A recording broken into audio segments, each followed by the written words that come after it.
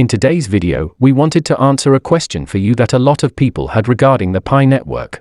It is a pretty consequential and significant question, that is how much one Pi coin can be potentially worth. This video is ideal for anybody who wants to see some real hard numbers. The purpose of this video is really to show you guys how we actually estimated the price of a Pi coin after doing these estimations. We are pretty happy that we got into the Pi network not so long ago. The valuation of the Pi coin looks a lot better than we thought in the first place for anyone who does not know what we are talking about. The Pi network is a decentralized cryptocurrency platform that permits you to mine Pi from your own phone. This whole thing was actually started by a couple of Stanford graduates back in 2019. With all of this being mentioned, let us dive into the video and start estimating the worth and value of a Pi coin. Please, we need your support to keep our channel grow by subscribing. It's at least the only favor we ask from you. You see, to be able to estimate the price of a Pi coin, we wanted to estimate two things. We wanted to estimate the potential supply of Pi coin, and we also wanted to get a good idea of the demand. Afterward, we are going to calculate a price. The first thing I wanted to pay attention to is the supply side, which we assume a lot of you guys will find pretty amazing. We have always wondered how many Pi coins are out there, and we guess we finally started to get our butts out of our seats and started to do some actual work, and for this calculation to turn out correctly we needed a couple of pieces of information, and that included things like the historical mining rates of the Pi network, the date of all the times the mining rate has been reduced, and also the max number of users before the mining rates are reduced. This information and data are going to help me estimate the total number of Pi coins that are mined on the network. It is actually a very simple calculation. If you really think about it, we don't plan to do anything fancy and unusual. All we need to do is some very basic and simple multiplication and division. And to give you guys an accurate example, let us try to estimate the total number of Pi coins mined just before the network hits 10,000 users. The only math that needs to be done here, in this case, is to multiply 10,000 users by December 3rd to figure out how much they are getting per hour. That turns out to be circa 31,000 Pis. And we can multiply that number by 24, and that number represents 1 day. From this, we can clearly see that is circa 744,000 coins are actually mined on the network every single day. Once we find out that information, the only thing we need to do next is multiplying that number by the number of days before the network hits 10,000 users. This turned out to be 69 days since the project started on March 14th a couple of years ago, or to be more exact, in 2019. It eventually hit 10,000 users on May 22nd. The thing that needs to be done now is to multiply the number 69 by the number of Pis that are earned per day, and that is actually going to give us the whole and absolute supply of 51,336,000 coins during this period. And if you're paying closer attention, we do hope that you realize the issue with this calculation. It pretty much assumes that 10,000 people were mining every single day from the beginning of the project until May the 22nd. We do know that this is not entirely true, since the network did not start with 10,000 people.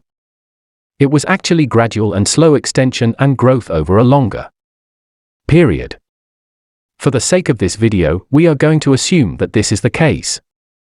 One of the main reasons we have to use this is we simply do not have the basic data and information. We do not have the data on the total number of users every single day, and we don't want to think that this is going to be a problem, since it pretty much overestimates. We are also going to get a price that is a lot lower than the real one, and you might remember it is good to be conservative, since the price of a Pi coin might be a lot higher than we will estimate. So after finishing this, we will have the total number of supplies for the first 69 days. After this, we are going to repeat the same process for every single day until December 31st, 2021. We selected December 31st as the last day because the developers estimate the mining for Pi will stop in Q4 in 2021. This can mean October, November, or December, and we decided to be the very last day just to be conservative. The total amount of Pi here is circa 117 billion Pis.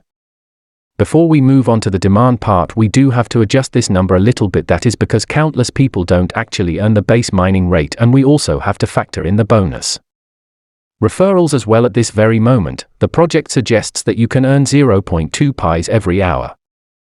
That number also includes a full security circle and also the base pioneer rate.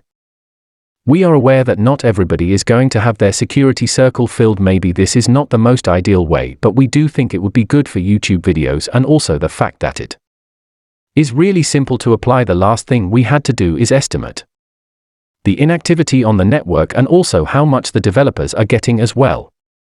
Let's assume that the developers are going to receive 1% of those 82 billion.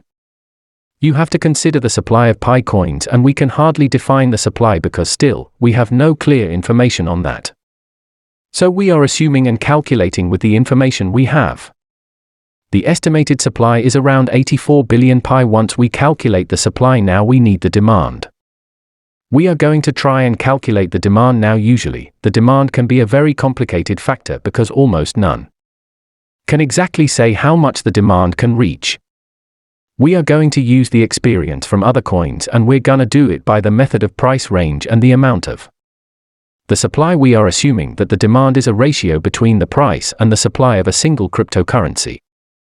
Let's look at Stellar for a second to make things clear. Stellar is at a price of around 35 cents at the moment, and its supply is around 50 billion.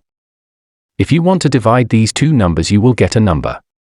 That is what we call a ratio. From here we can assume that the Pi coin will have roughly the same ratio, and if you do the cross multiply, you can easily get the price is going to be around $1.17. For sure this is not the exact number, and it is not very sure that the math is going to be exactly the same because even we are conservative with the estimation. It is very hard to determine the demand and to convert the demand into an accurate number, but this is the closest that anyone can get. Of course, we may be using methods that you might find strange, but if you have any other methods to estimate the price of this or any other coin, please let us know in the comments below. We are using similar techniques to predict the price of some other coins in the past, and it turned out to be true. Some other experts are using some similar methods as well. If you look up online on some websites that are trying to protect the price of Pi coin, you're going to get a similar price as we got from this calculation.